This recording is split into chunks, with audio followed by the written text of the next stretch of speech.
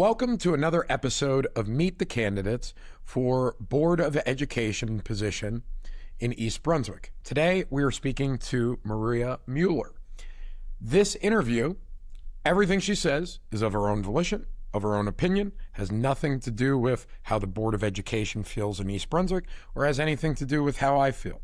The purpose of this discussion is to allow Maria to discuss her campaign policies, what she's looking to change in the East Brunswick School District, and more. And I'm really excited to speak to her because, Maria, you are a very young lady running for public office. How old are you? I'm 18. You're 18. So why, you just graduated from East Brunswick, right? Tell us a little bit about yourself. Just give me a general idea about your life in East Brunswick and stuff like that. So I had a really great life growing up. My parents actually moved to East Brunswick because of the schools and because of how friendly the community is. And so just to start, based on all the schools I attended, my very first school in East Brunswick that I attended was Central Elementary School. And then after first grade, I transferred to Warrenstoffer Elementary School because my parents wanted to move closer to where my grandma lived, and that meant having to change elementary schools. But both schools were a very positive experience. And then in middle school, back when it was still in middle school, I attended Hammersholt, and this was from grade 6 to 7. And then I went to Churchill Junior High School in 8th and 9th grade. And in 8th grade, it was the virtual year due to COVID. And 9th grade, everyone was back in person. And then from 10 to 12, I attended East Brunswick High School. And there were many different clubs, many different teachers who I really appreciated during my time there. Obviously, I can't say all of them because that we'd be here for at least 5 more minutes, just because I've had so many great teachers. But I really liked one of my English teachers in middle school named Mrs. Frank, and I really liked my middle school band teacher, Mr. Becker. And then when I went to high school, I really liked a lot of my history teachers, notably Mr. Chauchet, Mr. Mondry, Miss Spivey. And then I also really liked my band teacher, Mr. Toth. Yeah. But all of my teachers were really great, and I really admire how dedicated they were to their job. And in high school, there were a lot of great clubs that I joined. I was in Model UN, which I really liked because it does simulate problem solving. And I also was in marching band for 4 years, wind ensemble for 4 years, and I really liked that I had a community of musicians I could talk to. And I also really appreciated Social Studies Honor Society because one of the key events of that was we could register kids to vote if they were 17 or above with the League of Women Voters. I thought this was a great way to integrate more people into becoming registered voters because I do think voter turnout is a big issue in the U.S., but I really am grateful for all the lovely experiences I've had in the East Brunswick school community. And so now I want to give back and make a difference. Awesome. So you're in college now. Where are you going to? I'm attending Rutgers University, more specifically the Honors College. I really plan to get a degree in economics, but I'm also interested in perhaps either minoring or getting a CPA in accounting. I also want to explore more business aspects because Rutgers has a really strong business school. Oh, they have a great business school. It's really great. One of the wrestlers I know from he was at Harvard, actually went to finish his master's at Rutgers Business School, specifically to go wrestle there, because we're really fortunate we have Rutgers here.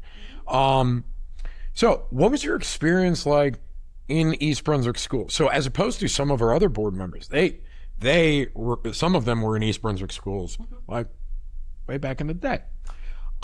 What is it like now? You were there during COVID, and then the transition out of COVID. How do you think East Brunswick as a student, from your perspective, handled COVID? Brunswick did its best, certainly, to handle COVID. Now, I know that me and a lot of other students reacted negatively to the whole issue, just because, from my perspective, it's very difficult to be socially isolated. And because I'm an only child, so I don't have any siblings. But I think East Brunswick did its best to make the lessons the best. For example, when I was in 8th grade, at least at Churchill, East Brunswick introduced this policy called supplemental learning, where classes would normally occur from like 7:30 to 11 or 11:59, 12 p.m. In the day. And then afterwards, there would be a period from, I think, around 1:10 to maybe 2:30. I'm sorry for the time. The times aren't exact, but there would be that period for supplemental learning where every day there would be 2 classes For example, it could be periods 5 and 8, it could be 6 and 7. And that would just be a chance for you to join the teacher and to have questions answered. Or if the teacher didn't get to discuss a concept, they could make the meeting mandatory and have kids reinforce concepts. I also think that they did a good job of trying to promote collaboration. Sorry. For example, in a lot of the virtual meetings, there was a lot of effort to have group discussions. The teachers were also very optimistic, and they made sure that no one felt unsafe. I also really admired the community spirit because during COVID, there were oftentimes a lot of like meals that would be delivered to families in need. I thought that was just such a wonderful gesture, sorry. And even post COVID in the ninth grade, the school was very good. They allowed everyone to have free lunches and free breakfasts, if I'm not mistaken. And I just felt that that was very kind because a lot of families were struggling, and East Brunswick did a great job of alleviating that burden for that year. So would you say do you like the school climate of East Brunswick? Because there's a lot of content, like over the last like 2 years with the budgeting crisis and stuff like that, there's tons of discussions about the school, whether or not they're doing their job, things like that. Like all of these people who are speaking have not actually been a student in a school for a long time. So this is actually a really interesting perspective from your point. What do you feel like the school climate is with the teachers? You were exiting right at the time of the tumultuousness of positions being cut and all of these things. What was your observation within the school system and how that was going? Yeah, no. So, just from my perspective as a student, I think the teachers oftentimes are very underrated for what they do. I had a lot of great teachers, and the ones I listed before are just quintessential examples. But all the teachers I had were very good. And something I noticed actually at the end of the school year was that some of my teachers were talking about having curriculum changes. For example, my macroeconomics teacher, Mr. Soroka, told us that apparently this year he would be teaching macroeconomics along with another teacher. And this was actually very interesting to me because this was the first time I've heard of teachers actually having curriculum changes.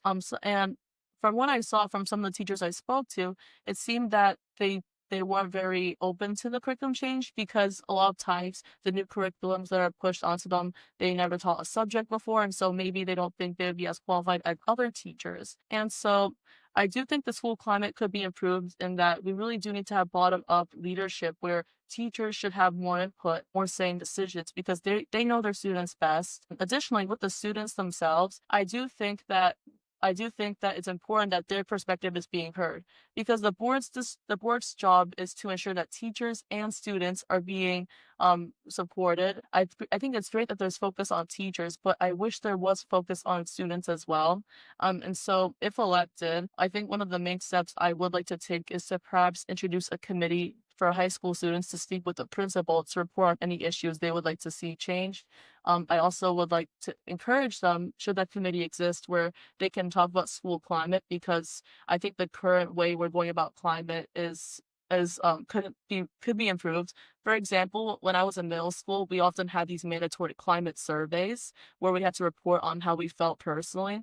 However, I don't think that the climate surveys are exactly the best representation just because, sometimes kids don't want to answer the survey. There could be non-response bias where only people who feel strongly about something respond.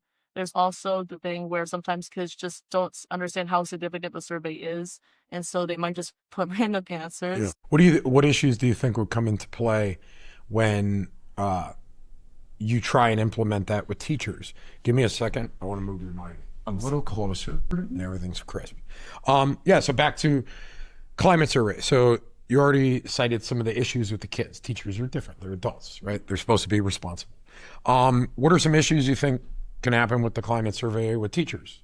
Do you think they would be against it? Do you think they would be for it? Well, I'm not a teacher myself, so I can't directly speak on how I think they might feel because I haven't lived the experience of being a Yeah. teacher. But I do think that I am concerned, though, depending on how the survey is implemented, that if it's not anonymous, especially teachers might feel pressured to respond a certain way.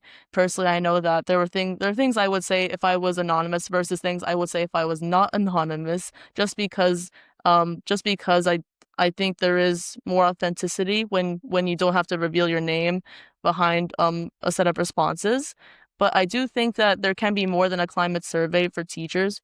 From what I saw in the high school, they're often faculty meetings. I'm not sure what content was discussed in these meetings, but I do think there should be larger steps in ensuring that teachers can voice more of their concerns. For example, with issues regarding the budget and the fact that oftentimes a lot of curriculums have to change, I do wish teachers had greater say over what areas of teaching they were specialized in, because sometimes a teacher might be well equipped to teach a subject such as history, but they might not be as well equipped to teach a more nuanced version of that topic, while another teacher might be, just because of their own experiences. And so I want to go back to the focus on bottom-up leadership, because I think that teachers are the ones who are supporting our students the most, and it's essential that their perspective and that their input is being heard. So that leads into like superintendent. We're looking for a new superintendent. What are you looking for in a new superintendent? What changes do you think are necessary from maybe the current role? He's retiring. He's not fired. So he's leaving. It's not like he was ousted. What is the next version of a superintendent that we want, that you want for our town? Personally, I want a superintendent who is more accountable and more present in our schools. Now, the Board of Education, it's often said that they only have one employee, that's the superintendent. The board itself cannot visit the schools as to not overstep their bounds. However, I believe that superintendent can meet with administrators and principals of different schools.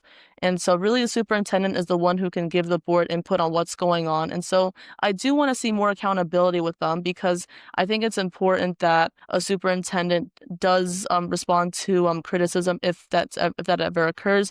I do think it's important that they make their name known so that students and teachers can feel supported. Just to give an example, this is kind of related, but when I was in high school, we had a new principal in the start of my senior year, Dr. Bouchard. I thought Dr. Bouchard did a great job with how he did the principal responsibilities. He often made it a huge effort to attend football games. He made sure to enhance school spirit. He always made sure to congratulate students on accomplishments. For example, he personally congratulated me when I made the All-State band in my senior year. And I think that someone like him was very good in making sure EBHS was a better community, because he was just always there. You knew what he looked like. And I hope the new superintendent can be someone who our children and students and teachers can say that, hey, I know that person. I feel more supported because they're making an effort to actually come over to the schools and to make sure that administrators, teachers, students are being heard and they feel safe. Do you feel like that was going on before? While I can't directly speak about that, just because I'm not exactly sure what the actual responsibilities of a superintendent are, just because I'm not sure if they have other constraints in their life. I can say that a lot of my friends, at least when I spoke to them, a lot of us were unsure how the previous superintendent even looked, just because we only knew him by his voice and during the phone calls whenever school was canceled. This is Victor Valais. We get the same phone calls. Yeah, that was the only way I could recognize the voice, but I didn't really know the appearance that much. And obviously, this is not meant to disparage him in any way, because being a superintendent is very difficult. But I do wish there was more of a presence where you knew the man behind the phone calls, because personally, whenever I heard that phone call that canceled school, I was like, thank you. I want you to know that most teachers also say thank you too. As a former teacher, we feel the same way about snow days. Very excited. Rigor. How do you think the rigor is in our schools? And how important is rigor to you? What does that mean to you? So I think it's better if I answer the second part of the question first, which is what rigor means to me. From my perspective, I think rigor is largely about the difficulty and the opportunities of the programs that were being offered. I think rigor can take in the form of the arts, the athletics, academics, because East Brunswick High School and the East Brunswick community is known for those three things. Just from my own personal experience, I did quite a bit in academics. I did quite a bit in the arts. Academically speaking, I took 8 AP courses. 8 AP courses? Yeah. Oh, I'll give you a high five. Thank you. But the crazy thing is that there are people I know who took more, and and that's just the crazy part. And I graduated with a 4.6 GPA. Beautiful. And then And then in terms of the arts, I did all state band for 2 years. I did Central Jersey regional band for 3 years, and I couldn't have done that without my teacher, Mr. Toth, who greatly supported me, and as well as Mr. Becker, who was the one who introduced me to auditioning for competitive ensembles and marching band itself. And marching band itself, I have to say, it's a good mix between athletics and the arts. I know that marching band traditionally isn't a sport, but the school did send me a varsity letter apparently for marching band. So I guess the only thing for academics I can really speak on is that I recognize the time commitment. We have so many amazing athletes in our school, and the work they do is truly remarkable. And so I think other programs besides the athletics, for example, we have a very strong drama club, a very strong choir group. Yeah, my daughter's part of both. Oh, that's amazing because I saw the Wizard of Oz back in 2023, and I was like, wow, these kids can sing, they can perform very well, and I'm just like, wow, like please send these kids to Broadway. So rigor for you is not just about academics, Yeah. like AP courses. It is about the other things. Yeah. How important is that versus the budget? Like, what's the mission of the school? You know what I mean? Like, what is the mission of our children when they leave for you? Like, you got a beautiful education, I think, from East Brunswick, judging by everything that's up. So how do we prioritize keeping rigor and dealing with a budget, right? What is more important to you? Well, if I'm elected to the board, I do think the board would have to prioritize the budget because that's really one of their main goals, getting the budget and then also having accountability over the superintendent. However, I don't believe rigor and the budget are mutually exclusive. I think you can have both, and even if we do have budget setbacks, I just want to let you know that our teachers are very creative with how they teach things. For example, in my AP World class, we did have a lot of people in our classroom. We had, I think, 30 people, which is a lot more than the traditional classroom. That's a lot for an AP course. That's a lot of kids in a one AP course, but that didn't stop the teacher from having very innovative lesson plans. For example, we had this unit where we were learning about the Mongols back in the year 1200 in more of like very early history. Yeah. And one of the fun activities we did that actually had a lot of learning and a lot of debate was this activity called Trial of the Mongols, where one side was arguing that Genghis Khan was good for society. The other side was arguing that Genghis Khan was bad for society, and we had to find relevant evidence. Oh, I would have loved to hear that. Yeah, it was very fun. I was on the anti side, but the pro side won. But going back to the main point, it was a great way to foster collaboration because we had to work in teams. We also had to debate the other side and argue about historical complexities. And so that's just one way teachers can mitigate the effects of a budget, because a lot of them are very resourceful, a lot of them are very creative, and that activity was very rigorous in my opinion. But I also think that with rigor in the budget, I do believe that there are ways we can save money while still maintaining the integrity of our programs. Just from one thing I observed, I noticed that there's oftentimes a lot of electricity usage that the building takes up, even when school isn't in session. For example, in the summertime, the building lights are often on, and yet no one seems to be occupying the building for any use. And so what my thought on that is, maybe there could be two ways we can go about this. One, we could save a lot of money on electricity by not using the building at that time, because electricity is being subject to very high amounts of inflation at the moment. But however, when I met with residents of East Brunswick community, a lot of them mentioned the idea of having summer programs in our high school building, because that could be a source of revenue, and that could also enrich learning for a lot of students who might not have the necessary support during the school year.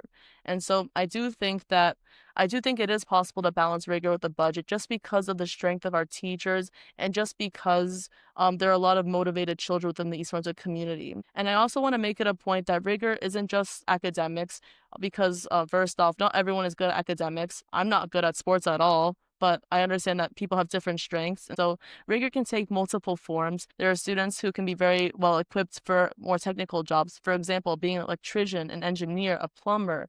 There could be students who are very good at the traditional scholarly fields. There can be students who excel at the arts. They can sing really well. They can play an instrument very well. They can perform very well. And so I want the people of East Brunswick to know that different strengths can occur, and it's really important that we find ways to support this diversity of talent. Do you think, I love that you mentioned the trades and the vocationals.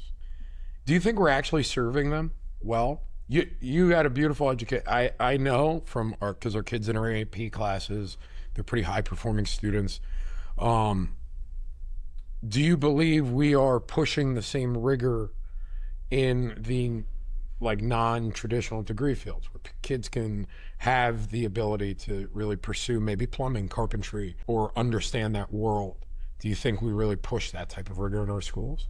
Do you think that needs to change?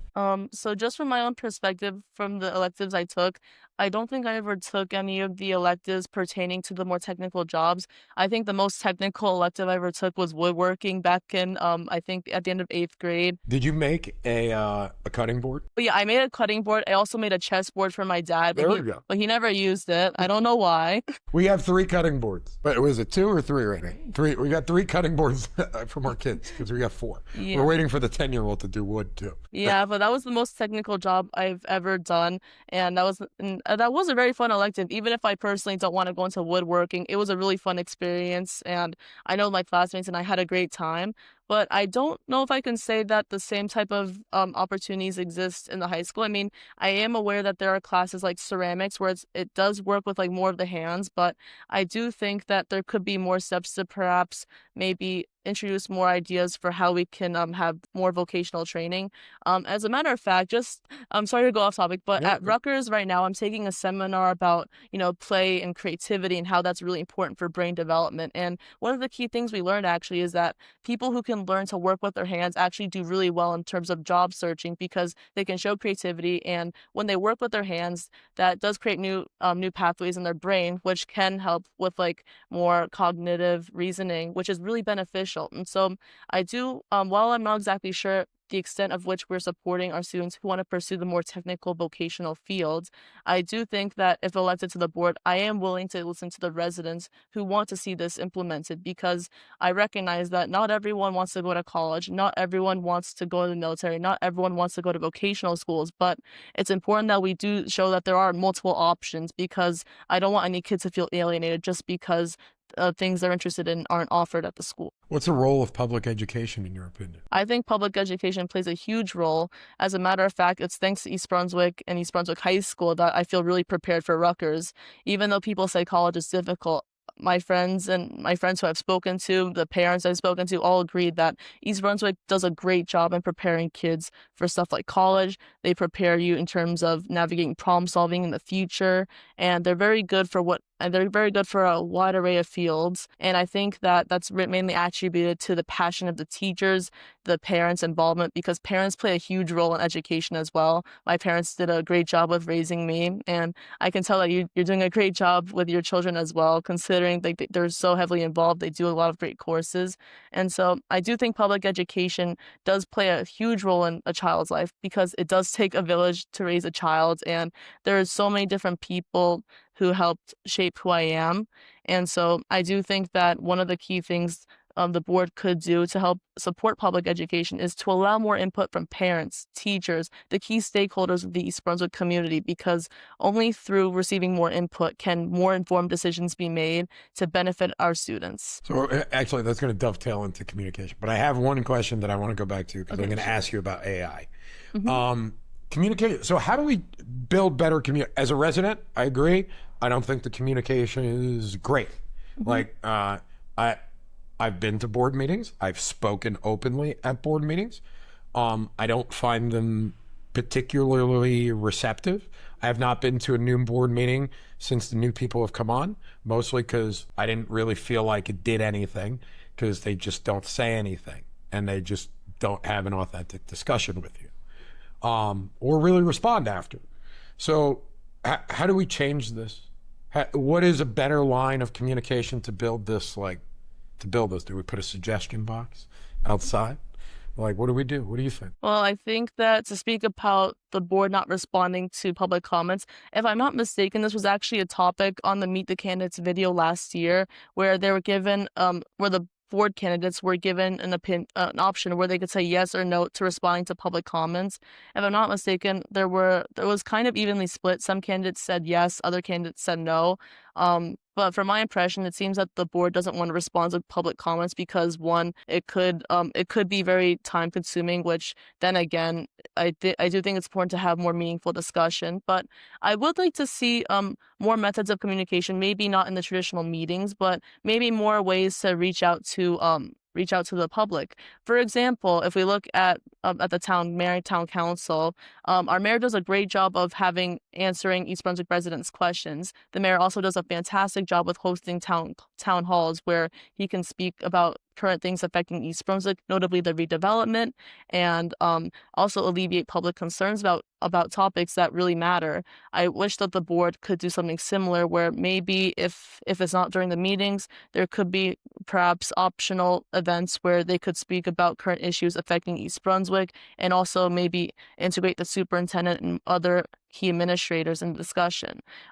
But additionally, I think communication also does tie into the whole work culture of the board. Just from watching some of the board meetings as a member of the public, I did notice that there oftentimes seems to be a lot of pettiness, especially when it's time to vote for leadership within the board or when there are disagreements about things. And don't get me wrong, I think disagreements are a great thing. I think that everyone has a different perspective and everyone contributes of something of value. And it's completely fine to have different means of helping East Brunswick schools. However, I think the way the board might be going about those disagreements could be improved. I think it's important to understand that you can respectfully agree to disagree, and that it's really important that the board works together to find a solution that helps our residents, because at the end of the day, the students, the families, the teachers, they're our number one priority. And also, by working together in a more positive manner, we set a good example for our students, especially those who want to go into the government one day. Yeah, we want to model the behavior Mm-hmm. of what it means to have civil discussion Mm-hmm. in a society. I think that's a really intelligent way. I really also like the way you mentioned the mayor's like way of approaching speaking to people. I don't agree with everything the mayor does or says because I have my own opinions, but I will say communicative.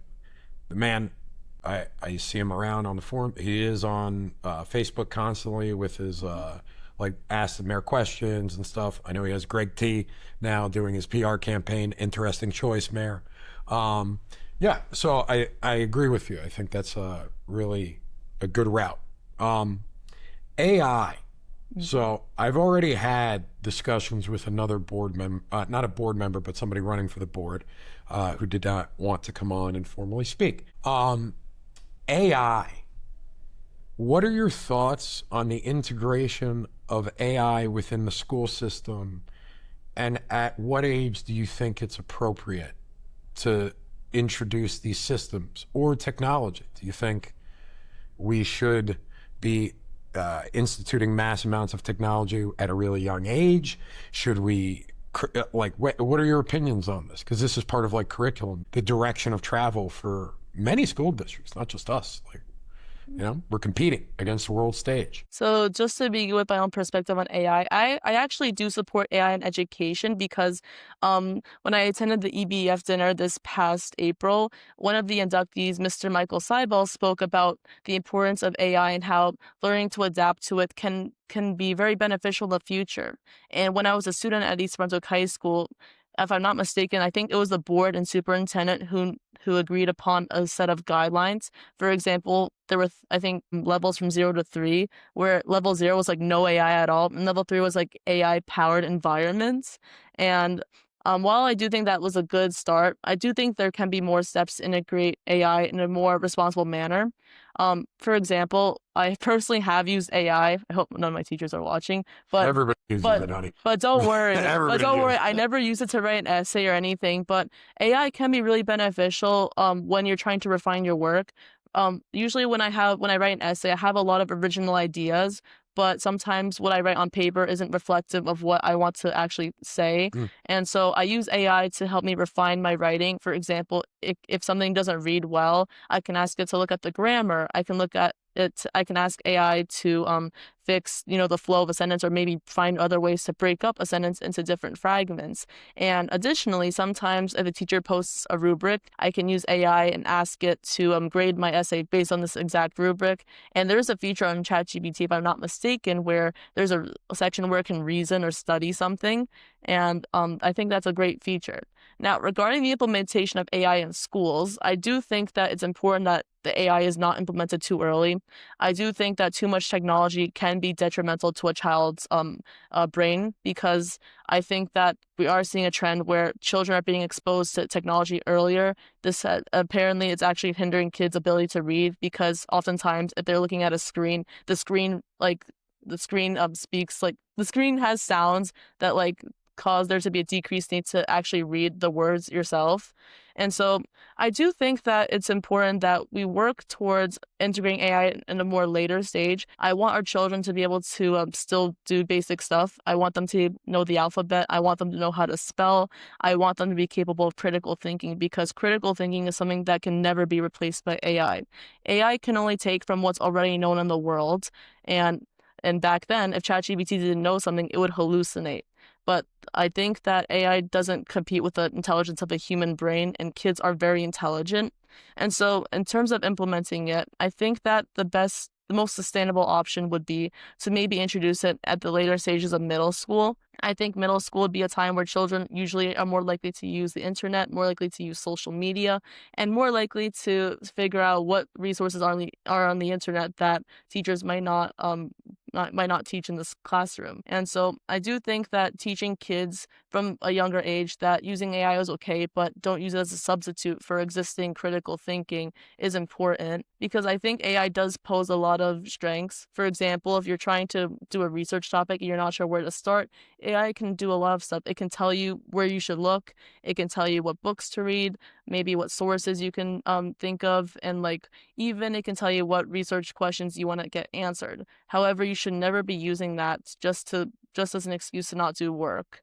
And so I think it's important that our kids build up that work ethic and they build up the ability to think on their own, and you only use AI as an enhancer, because I think that's what AI should be designed for. I think so. I forget the acronym. There's acronyms for all of these groups that do studies, but there's one large study by one of the large educational institutions that said we have the lowest math and writing and reading scores since 1992 as a nation. How do we deal with that? Because that kind of trickles into other. How do we combat that issue that's coming nationwide? It's a nationwide issue, which means overall aggregately we're like kind of lessening in our proficiency in some of these areas. How do we combat it? Well, first off, there's no easy solution to this, but I do think a lot of that is attributed to the influx of technology in children's lives from a young age. I do think that having too much technology makes children more reliant on it, whereas when I grew up, I didn't have a phone until like maybe middle school. So are you okay with banning phones in school? Oh, with phones? If I'm not mistaken, I think Governor Murphy had a law against phones, and all school boards are forced to implement that. Personally, I do think phones can pose a distraction, but I'm not exactly sure to what extent those policies are being enacted in the schools, just because I graduated before the ban took effect. Yeah, I think they are not allowed to use it in class. They can use it at lunch. I think that's the only designated place. I'm not sure, because that's not really an issue with our kids. You know what I mean? I know that's an issue with most kids, but I will say we parent our children, so we don't really have that issue. But yeah, sorry. That's okay. Don't worry about it. Do you want me to talk about the phone part? No. Go talk about how we combat the raising test scores and stuff like that. In terms of test scores just for proficiency in English and math, I do think that a large part of it also can fall on parents, because I do think that teachers, while they're really great, they usually start to be a presence in the child's life from like ages 3 and up, because that's when children first go to school.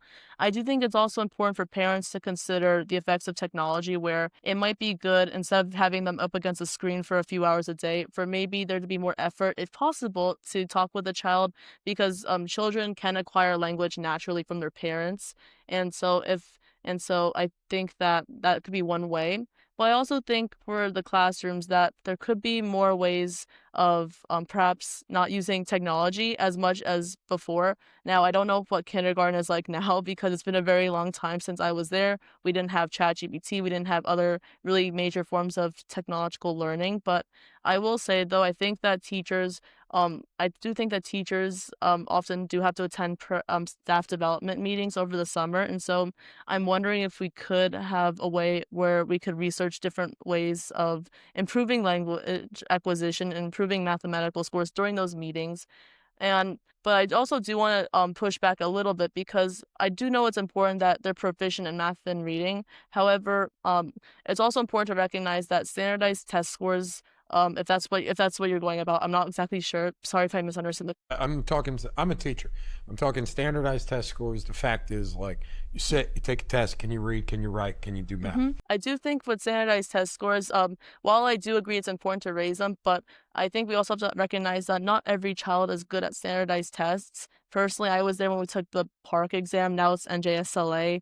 I remember that me and a lot of other students, we didn't like how a lot of questions were multiple choice format because sometimes we think outside the box and we don't necessarily think to what the test makers want us to think. And I'm not sure if that's the exact same case with English and math, but oftentimes these standardized tests could pose pressure to students, especially at a younger age, and that could be a confounding variable in why scores might be lower. But I do think that the answer ultimately rests upon teachers being given the proper resources during staff development meetings to properly adapt to the changing times and also increase parental involvement in their children because parents do play a big role in their children. They're the ones who come to East Brunswick. Yeah. And a lot of parents who I know, they did a great job with raising their kids. And so to all the parents watching, thank you very much. As an aside to our parents who might be watching, I was an English teacher. If you want your kids to read better, read to them. That's how they read better, okay? It can't just be the teachers in school. They have to read regularly, and they have to see you read. That's why our kids read all the time. We have library in our house. We have the public library. So that's just an aside from this little discussion. Reading is so important to me. It is important. You know, when you can't read, that gatekeeps knowledge, gatekeeps a lot of things from your life, you know? And I also think there are ways you can make reading more fun. Now, personally, I always hated it in elementary school whenever we had reading logs because I always found it annoying to have to record the number of pages I read, and I think the reading logs were kind of a bad way of making sure that children actually read. I think it's more important to let children maybe explore stuff that they want to read more because if they really read something that they love, they want to do more of it. They want to read other stories, and this might be a more natural way of getting them to like reading as opposed to assigning books to them and making them write very complex analyses of different topics. And I also do think that it's important that I do think now with the shift to technology, a lot of teachers are finding ways to gamify things. And currently at my seminar at Rutgers, we are learning about how you can make studying and learning more fun, where you kind of introduce in a game format where you introduce a reward at the end if you get something done. And while this isn't the only solution that might work, it's certainly a way of building incentive for kids to want to learn. And I think that incentives do matter a lot in our school system. Maria, is there anything you want to leave us with before you leave today about your campaign, about what your mission is?